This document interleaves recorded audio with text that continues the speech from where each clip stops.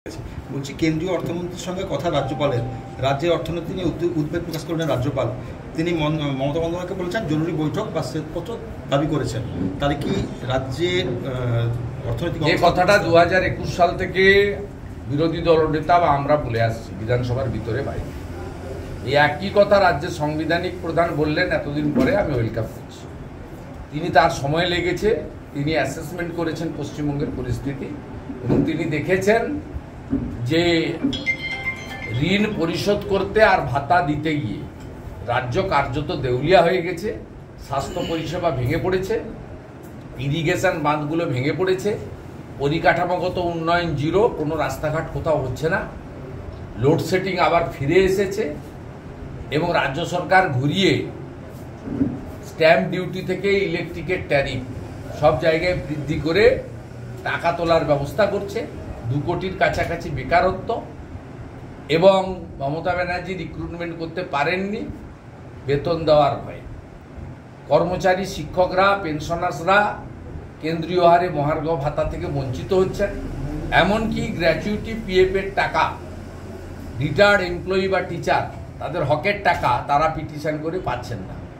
রাজ্যের অবস্থা কার্যত চরম জায়গায় গেছে এবং এফআরবিএম ঋণ গ্রহণের যে লক্ষ্যমাত্রা সেটাকেও অতিক্রম করে ফেলেছে রাজ্য সরকার। সেই কারণে মহামান্য রাজ্যপাল, তার অনেক সময় লাগলো এগুলো বলতে, কিন্তু আমার মনে হয়েছে তিনি পুরোটা অ্যাসেস করে জেনে শুনে বলেছেন। আমি যেহেতু রাজ্যের একটা সময় মন্ত্রিসভায় ছিলাম, অনেকদিন এই রাজ্য থেকে কখনো এমপি কখনো এমএলএ জনপ্রতিনিধি, আমরা বাস্তবটা জানি, হাড়ির খবরটা রাখি। এই রাজ্য মমতা ব্যানার্জি এইরকম চলতে থাকলে 1 বছর পরে নয় বেতন বন্ধ হবে, নয় লক্ষ্মীর ভান্ডার বন্ধ করতে হবে, নয় হাত তুললে বলতে হবে যে আমি দেউলিয়া, আমাকে বাঁচাও। আর পাশের রাজ্যে উড়িষ্যায় বিজেপি এসে সুভদ্রা যোজনা চালু করে মাসে 4200 টাকা করে মহিলাদের দিয়ে দিল। রাজস্থানে 450 টাকার গ্যাস দিচ্ছে বিজেপির সরকার। 3100 টাকায় ধান কিনছে ছত্তিশগড়ের বিজেপি সরকার। আমরা করতে জানি, শিল্প না আনলে রাজ্যের আয় কখনো বাড়বে না এবং রাজ্য কখনো বেকার মুক্ত হবে না, রাজস্ব রোজগার বাড়বে না। শিল্প এলেই ট্যাক্স এবং অন্যান্য কর বৃদ্ধি আসবে এবং রাজ্যের ইকোনমিক্যাল ফ্লোটা অনেক বেশি বাড়বে।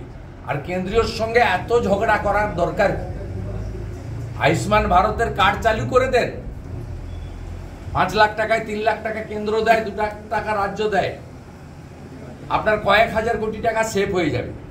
বাংলা ফসল বীমা যোজনা কেন করে রেখে নেন? বাজাজ কোম্পানিকে দিয়ে রেখেছেন, কোনো কৃষক ক্ষতিপূরণ পায় না। আপনি প্রধানমন্ত্রী ফসল বীমা যোজনা চালু করে দেন, 60% টাকা কেন্দ্র দেয়, 40% টাকা রাজ্য দেয়। আপনি বেটি পড়াও বেটি বাঁচাও যোজনাতে চলে যান, আপনার কন্যাশ্রী টাকা ওখান থেকে চলে আসবে। গায়ের জোরে নিজের ইগো এবং অহংকারকে স্যাটিসফাইড করার জন্য রাজ্যের মানুষকে কষ্ট দিচ্ছেন। আজকে এই যে সমবায় সমিতিতে যারা জিতেছে, এই সমবায় সমিতি চালায় অ্যাপেক্স ব্যাংক হচ্ছে তমলুক, ঘাটাল, সেন্ট্রাল কোঅপারেটিভ। আমি কোঅপারেটিভ মুভমেন্টের লোক। ভারত সরকার প্রত্যেক বছরই আমাদের সাবসিডি, ফার্ম সেক্টরের লোনের একটা ইন্টারেস্ট সাবসিডি দেয়, ভারত সরকার পাঠিয়ে দিয়েছে। আপনি রাজ্য সরকারের কাছে প্রত্যেকটা ব্যাংকের, কৃষি ব্যাংক যেগুলো ফার্ম সেক্টর, সেখানে এক একটা ব্যাংকের 15-20 কোটি টাকা করে শুধু রাজ্য সরকারের কাছে বকেয়া ইন্টারেস্ট সাবসিডি এবং ইন্টারেস্ট সাবভেনশনে। কেন্দ্র কিন্তু তার পার্সেন্টেজ পাঠিয়ে দিয়েছে রাজ্যে। রাজ্য সরকার তার ম্যাচিং টাকা দিতে পারছে না বলে আজকে ইন্টারেস্ট সাবসিডি 31 মার্চের মধ্যে শর্ট টার্ম এবং লং টার্মে লোন পরিশোধ করলে 2% রিবেট পাওয়া যায়। সেই টাকা পাঠিয়ে দিয়েছে ভারত সরকার, যেহেতু তারা 75 ভাগ দেয়, 25 ভাগ রাজ্য দেয়। সেই ম্যাচিংটা দিতে পারছে না বলে 100 কোটি টাকা সমবায় সমিতির মাধ্যমে কৃষকরা আজকে ইন্টারেস্ট সাবসিডি পাচ্ছে না, যারা যথাসময়ে লোন নিয়ে লোন পরিশোধ করেছে।